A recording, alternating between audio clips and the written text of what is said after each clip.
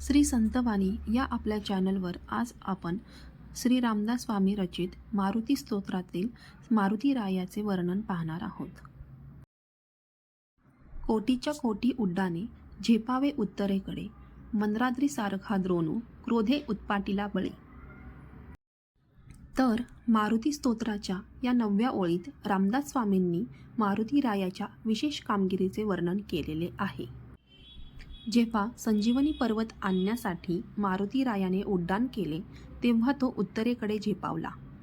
त्याच्या उड्डाणाचा आवेग, प्रभाव, उत्साह आणि आक्रमकता वर्णन करण्यासाठी रामदास स्वामी कोटीच्या कोटी असा शब्दप्रयोग करत।